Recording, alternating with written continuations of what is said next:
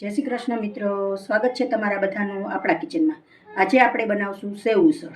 તો મેં 300 ગ્રામ જેટલા વટાણા લીધેલા છે લીલા, તમે સુકેલા પણ લઈ શકો છો, એને પલાળી દેવાના આગલે દિવસે। પછી મેં આ ડુંગળી, લીલી ડુંગળી, લીલું લસણ, આદુ બધાનું મેં ગ્રેવી કરી લીધી છે અને ટમેટાની પણ ગ્રેવી કરી લીધી છે। વઘાર મારી લેશું।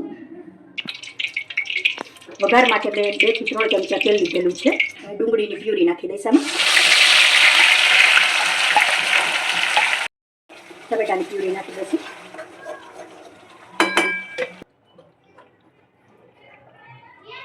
થોડું મરચું પાવડર નાખી દઈશું। પ્યુરી આપણી સરસ થઈ ગઈ છે, એકદમ સરસ ચડી ગઈ છે અને તેલ પણ છૂટું પડવા માંડ્યું છે। તો સરસ થઈ ગઈ, એકદમ દાણેદાર સરસ થઈ છે।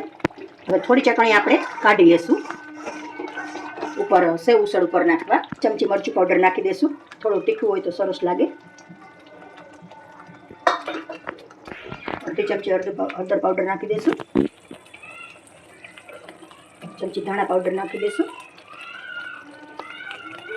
આદુ નાખી દઈશું, લીલું લસણ મેં સુધારેલું છે થોડું નાખી દઈશું,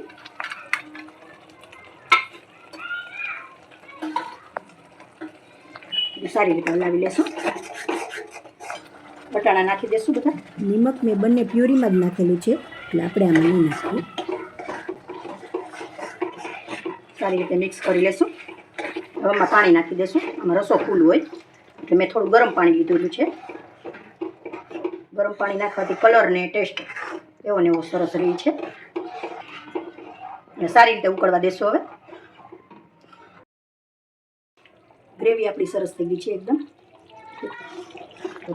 સરસ થઈ ગઈ છે। હવે આપણે સેવમાં મસાલો કરી લઈશું, મસાલા સેવ બનાવી લઈશું। થોડી આપણે આ ગ્રેવી કાઢેલી હતી 1 ચમચી નાખી દઈશું, 1 ચમચી ઉસળ મસાલો નાખેલો છે, 1 ચમચી લીંબુ નાખી દઈશું,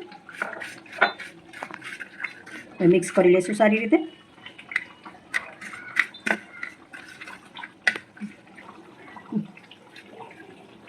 થોડા લીલા કાંદા નાખી દઈશું,